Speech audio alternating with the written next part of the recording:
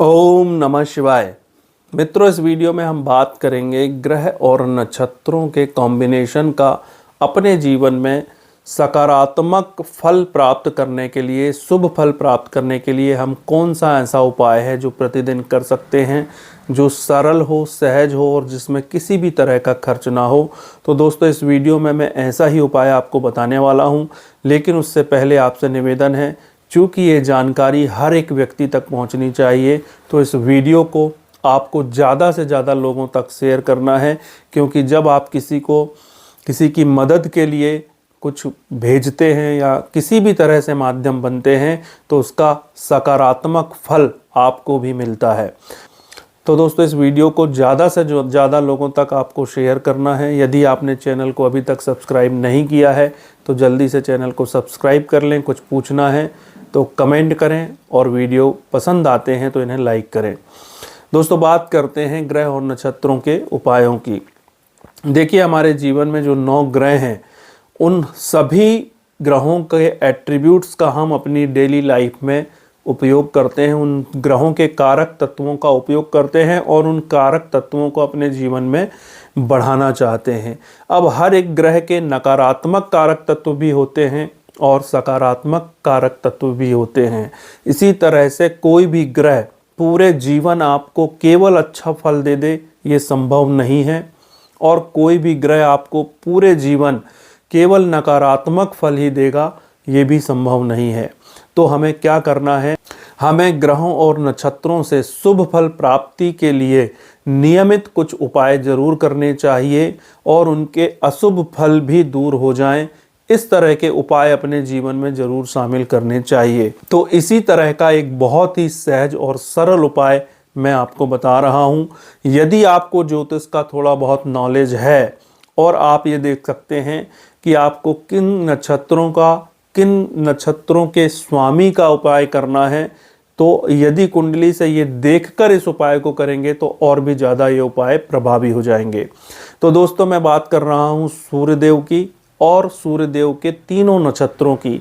अगर सूर्यदेव कहीं से आपको परेशान कर रहे हैं या सूर्य के नक्षत्रों में बैठे हुए ग्रह आपको किसी भी तरह से समस्या दे रहे हैं, तो आपको क्या करना है? या तो आपके घर में कोई शिवलिंग हो या आपके आसपास मंदिर में कोई शिवलिंग हो, वहाँ पर आपको व्हीट ग्रास यानी जवारे के रस से भगवान शिव का अभिषेक करना है। इससे आपके सूर्यदेव या सूर्यदेव के जो तीनों नक्षत्र हैं, उनमें से रिलेटेड कोई परेशानी आ रही है तो वो आपको नहीं आएगी, बहुत हद तक वो कम हो जाएगी।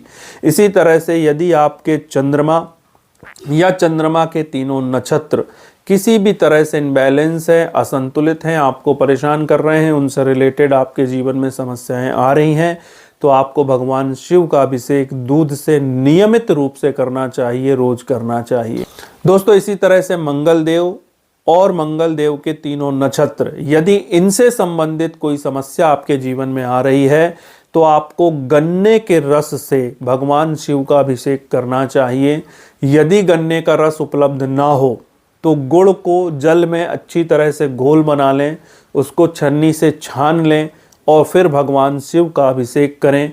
इससे भी मंगल और मंगल के तीनों नक्षत्रों से संबंधित जो समस्याएं आपके जीवन में आ रही हैं, वो बहुत हद तक कम हो जाती हैं।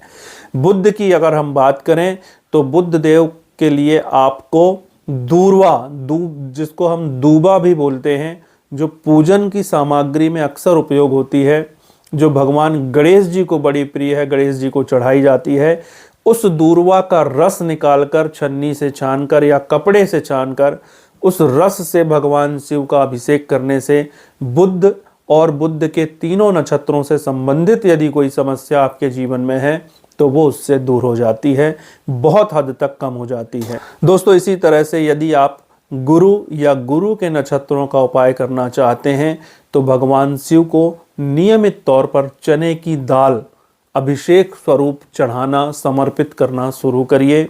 ये आप रोज कर सकते हैं। बहुत ज़्यादा दाल नहीं लेनी है, थोड़ी सी दाल, 1 चम्मच दाल या 21 दाने, 31 दाने, ये आप भगवान शिव को समर्पित करते हैं। तो गुरु से संबंधित और गुरु के नक्षत्रों से संबंधित यदि कोई समस्या आपके जीवन में आ रही है तो वो धीरे धीरे सॉल्व हो जाएगी, बहुत हद तक कम हो जाएगी। दोस्तों, यदि शुक्र देव से संबंधित या शुक्र देव के तीनों नक्षत्रों से संबंधित कोई समस्या आपके जीवन में है तो आपको नियमित तौर पर भगवान शिव का अभिषेक दही से करना चाहिए। ये बहुत ज़्यादा ज़रूरी है। दही से तो भगवान शिव का अभिषेक किया ही जाता है, तो ये आप कर सकते हैं। यदि शनि देव से संबंधित कोई समस्या आपके जीवन में आ रही है या शनि देव के तीनों नक्षत्रों से संबंधित कोई समस्या आपके जीवन में आ रही है तो आपको भगवान शिव को खड़ी उड़द की दाल, जिसको हम काली दाल भी बोलते हैं, ये भगवान शिव को नियमित तौर पर आपको समर्पित करना चाहिए।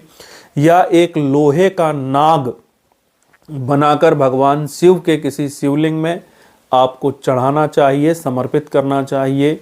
या भगवान शिव के मंदिर में एक लोहे के त्रिशूल का दान आपको करना चाहिए, वो त्रिशूल वहाँ पर खुद स्थापित करना चाहिए। तो आपको शनिदेव या शनिदेव से संबंधित नक्षत्रों से आने वाली समस्याएं बहुत हद तक कम हो जाएंगी। दोस्तों, यदि आप राहु से संबंधित या राहु देव के नक्षत्रों से संबंधित आपके जीवन में कोई समस्या आ रही है तो आपको भगवान शिव को नशीली चीज़ें समर्पित करनी चाहिए। दोस्तों, भगवान शिव परम सात्विक देव हैं। ये झूठी चीज़ें जो हमारे समाज में फैलाई गई हैं कि भगवान शिव को गांजा पसंद है या भांग पसंद है या किसी भी तरह का धतूरा, ऐसा ऊट पटांग नशा पसंद है, ये केवल एक भ्रम है, ये गलत जानकारी है। दरअसल ये चीज़ें शुरुआत हुई थी यदि राहु या राहु से संबंधित किसी भी नक्षत्र से संबंधित, राहु के नक्षत्र से संबंधित कोई परेशानी आपके जीवन में आ रही है तो आप भगवान शिव को गांजा, भांग, धतूरा जैसी नशीली चीज़ें समर्पित कर सकते हैं और राहु की समस्याओं से निजात पा सकते हैं। दरअसल ये उपाय जो है ज्योतिषी उपाय के कारण ये प्रथा शुरू की गई है, लेकिन भगवान शिव को ये सारी चीज़ें बिल्कुल भी पसंद नहीं है। भगवान शिव परम ज्ञानी हैं, महादेव हैं। इस तरह की फालतू चीज़ों को प्रचार करने में या इनको उपयोग करने में, इस तरह की चीज़ें ध्यान रखना है, हमें अपने ज्ञान का उपयोग करना है। दोस्तों, यदि आपके जीवन में केतु से संबंधित समस्याएं आ रही हैं या केतु के तीनों नक्षत्र से संबंधित कोई समस्या आ रही है तो आपको क्या करना है, आपको जल में थोड़े से काले और सफ़ेद दोनों तरह के तिल मिलाकर, तिल के जो दाने होते हैं वो मिलाकर आपको भगवान शिव का अभिषेक करना चाहिए। तो आपके केतु देव और केतु के तीनों नक्षत्र बहुत संतुलित हो जाते हैं, बहुत बैलेंस हो जाते हैं और इनसे संबंधित नकारात्मक समस्याओं से बहुत हद तक मुक्ति मिल जाती है। ये समस्याएं बहुत कम हो जाती हैं। लेकिन ये उपाय आपको प्रतिदिन करने हैं और आपको बिना फल की लालच के करने हैं। ऐसा नहीं है कि आप उपाय केवल भगवान शिव के सामने आप जा रहे हैं केवल अपनी समस्याओं के समाधान के लिए, ऐसा नहीं करना है। आपको ये उपाय श्रद्धा के साथ करना है, समर्पण के भाव के साथ करना है।